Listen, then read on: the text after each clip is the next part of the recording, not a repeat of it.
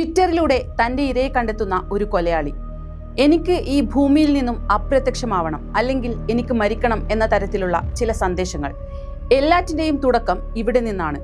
ലക്ഷക്കണക്കിന് ട്വീറ്റുകളിൽ കുഴിച്ചിട്ട സഹായത്തിനായുള്ള നിരാശാജനകമായ നിലവിളികൾ. ഇതെല്ലാം കണ്ടും കേട്ടും ഒരാൾ കാണാമറയത്തുണ്ടായിരുന്നു. ട്വിറ്റർ കില്ലർ എന്നറിയപ്പെടുന്ന തകാഹിരോ ഷിറൈഷി.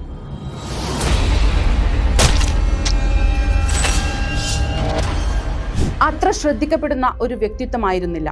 എന്നാൽ അയാളുടെ ഉള്ളിൽ ഒരു വേട്ടക്കാരനുണ്ടായിരുന്നു. 9 പേരെയാണ് ഇയാൾ നിഷ്കരുണം ഈ ഭൂമിയിൽ നിന്നും ഇല്ലാതാക്കിയത്. അതിൽ 8 സ്ത്രീകൾ. ക്രൂരമായ ബലാത്സംഗത്തിനു ശേഷമായിരുന്നു കൊലപാതകം. ട്വിറ്ററിൽ ഹാങ്ങിങ് പ്രോ എന്ന അക്കൗണ്ടായിരുന്നു ഇയാൾ ഉപയോഗിച്ചിരുന്നത്. ജീവിതം അവസാനിപ്പിക്കാൻ ആഗ്രഹിക്കുന്നവരെ വേദനയില്ലാതെ മരിക്കാൻ സഹായിക്കുന്ന ഒരാളായാണ് ഇയാൾ എത്തുന്നത്. ട്വിറ്ററിലുള്ള പോസ്റ്റുകളിലൂടെ സഞ്ചരിച്ച് ഇരകളെ തിരഞ്ഞുപിടിച്ച് അവരെ സമീപിക്കും. ശേഷം ആത്മഹത്യ ചെയ്യുന്നതിന് സാക്ഷ്യം വഹിക്കാൻ തനിക്ക് താല്പര്യമുണ്ടെന്നും വേണമെങ്കിൽ മരിക്കാൻ താൻ സഹായിക്കുമെന്നും വാഗ്ദാനം നൽകും. അതായത് മരിക്കാൻ ആഗ്രഹിക്കുന്നവർക്കൊരു കൈസഹായം. തന്റെ അപ്പാർട്ട്മെന്റിലേക്ക് കൊണ്ടുപോയായിരുന്നു കൊലപാതകങ്ങൾ. ട്വിറ്ററിലും മറ്റുമായി ആത്മഹത്യാ ചിന്തകൾ പ്രകടിപ്പിച്ച 23-കാരിയുടെ തിരോധാനത്തെക്കുറിച്ച് അന്വേഷിക്കാൻ പോലീസ് എത്തിയതോടെയാണ് കൊലപാതകങ്ങളുടെ ചുരുളഴിയുന്നത്. കാണാതായ സ്ത്രീയുടെ സഹോദരന്മാരിൽ ഒരാൾ സ്വന്തം നിലയിൽ തന്റെ സഹോദരിയെ കണ്ടെത്താൻ അന്വേഷണം ആരംഭിച്ചു.